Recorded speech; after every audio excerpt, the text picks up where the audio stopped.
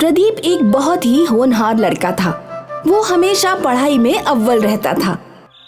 उसने तैराकी में कई मेडल जीते हुए थे, परंतु उसको गरीब होने के कारण कहीं नौकरी नहीं मिल रही थी।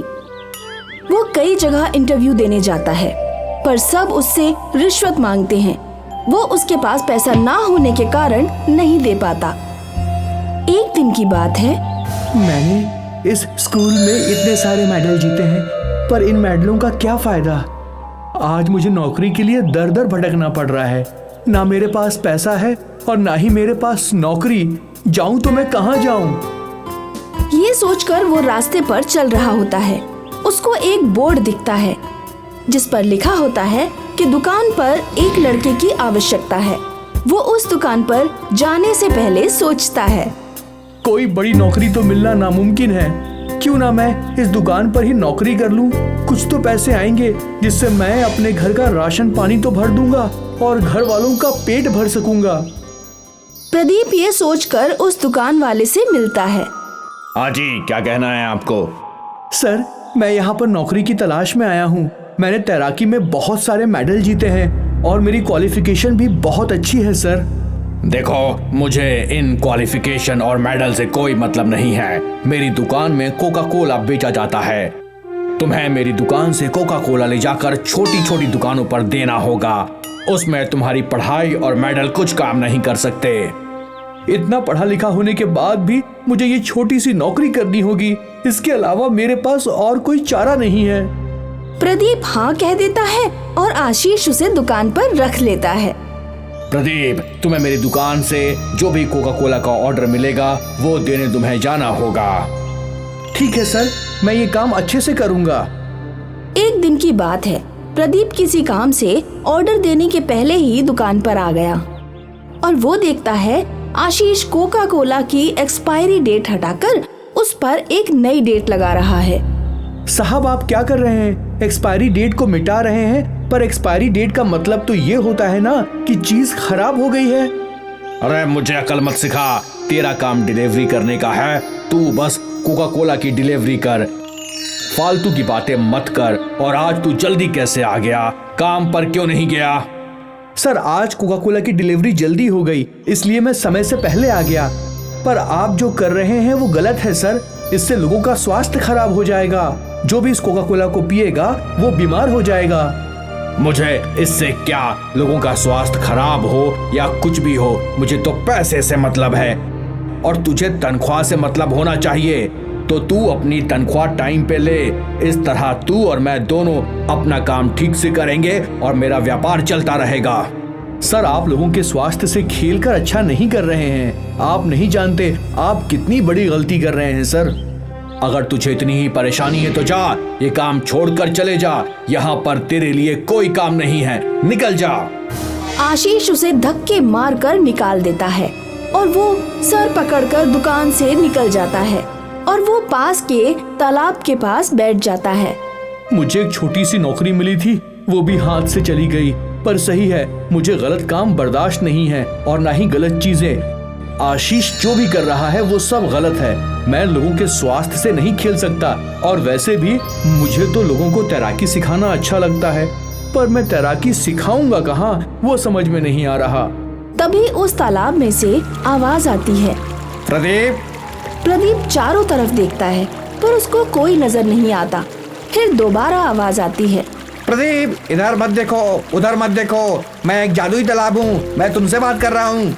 अरे तुम तो बोल रहे हो, पर ये कैसे हुआ?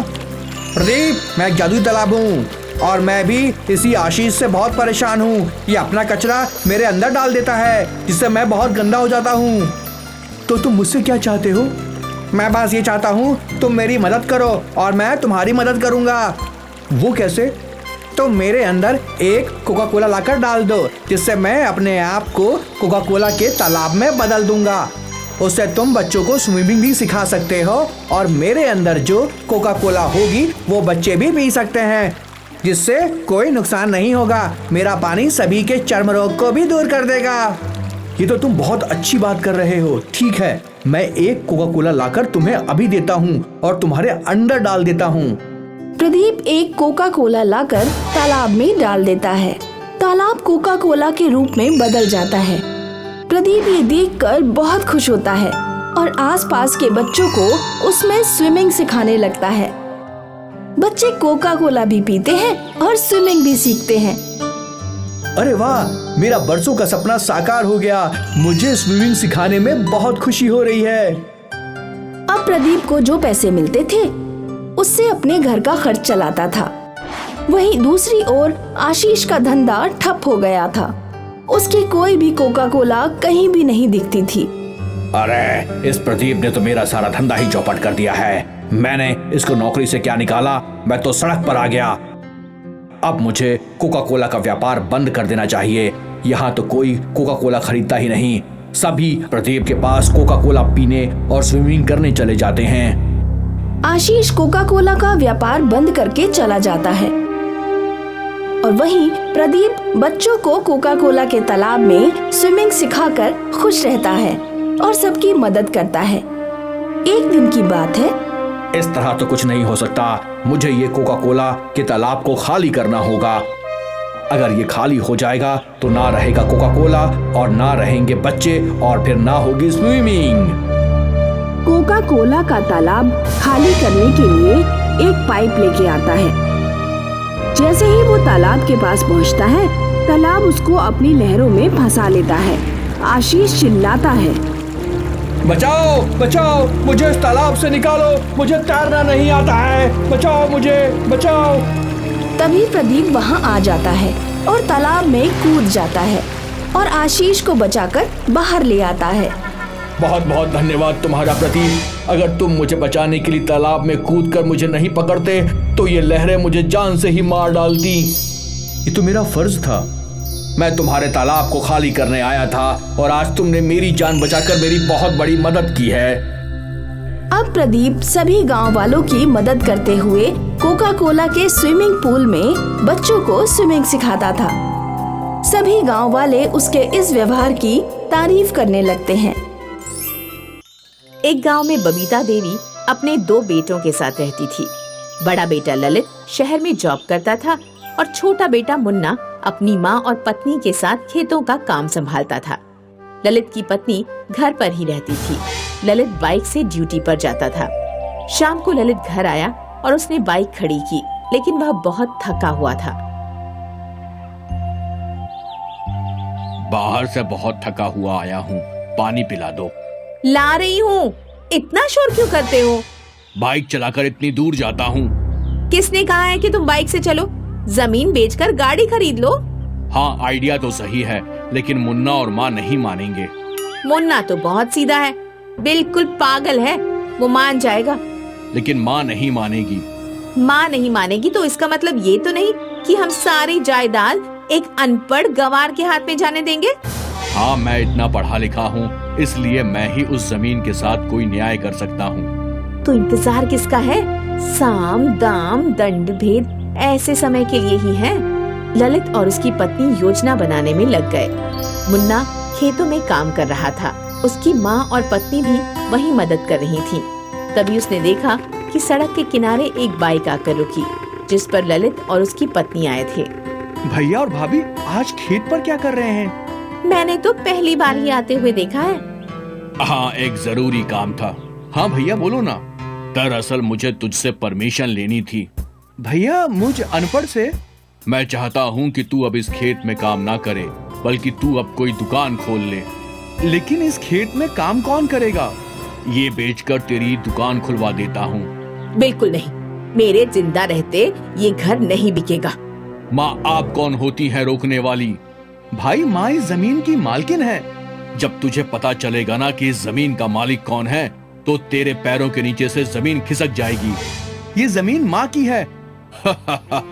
सुन बे अनपढ़ गंवार, ये जमीन मेरी है। तू नदी वाला खेत ले जाकर। तू अपने छोटे भाई के साथ ये नहीं कर सकता है।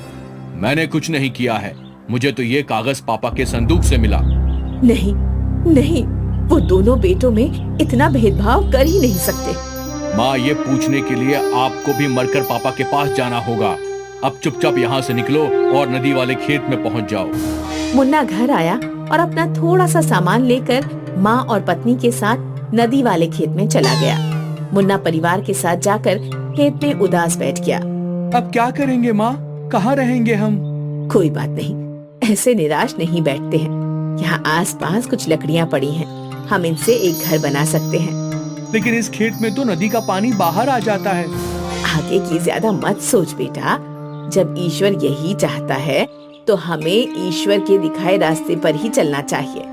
ठीक है माँ, मैं अब घर बनाने में जुट जाता हूँ। मुन्ना अपनी पत्नी के साथ मिलकर घर बनाने लगा। उसकी माँ ने वहाँ मिट्टी का चूल्हा बनाकर खाना बनाया। फिर तीनों ने खुशी खुशी खाना खाया और बाकी बचा हुआ घर बनाकर सो गए और खेत में फसल बो दी और तीनों उसमें खूब मेहनत करने लगे। फसल बड़ी हो चुकी थी। माँ अब सही कहती थी, देखो हमारी मेहनत रंग ला रही है। ये लहलहाती फसल कितनी सुकून दे रही है। ये सब तेरे और बहू की मेहनत और सब्र का फल है। दूसरी तरफ ललित सारी जमीन बेचकर कार खरीद चुका था और दोनों बहुत खुश थे। बहुत समझदार है तू तो। कोई षड्यंत्र रचना है तो तू मुझसे सीख। मैं तो अच्छे अच्छे की अकल ठिकाने लगा दूं। वो तो फिर भी पागल आदमी था। दोनों ऐसे ही बात करते हुए खुश होने लगे।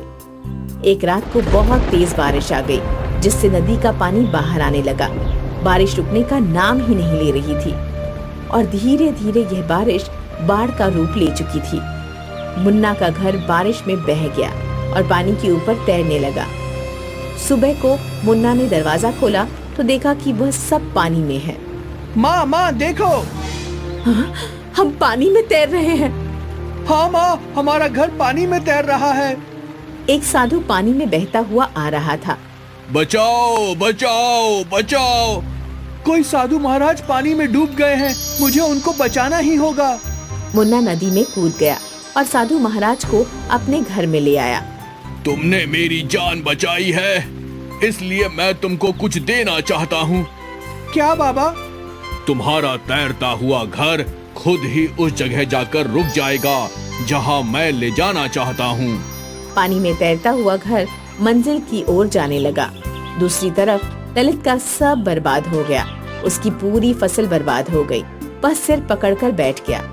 कुछ ही घंटों में तैरता हुआ घर एक जगह जाकर रुक गया। वहाँ पानी नहीं था और साधु की एक छोटी सी कुटिया थी। मुन्ना, उसकी पत्नी और माँ तीनों साधु के पीछे गए। साधु के हाथ में एक पोटली थी। मैं तुमको ये पोटली दे रहा हूँ। तुम अपने जादुई तैरते हुए घर में चले जाओ और इसको वहीं जाकर देखना। ठीक है बाबा, मैं इसको वहीं जाकर देखूंगा। तीनों ने साधु महाराज को प्रणाम किया और घर में आ गए।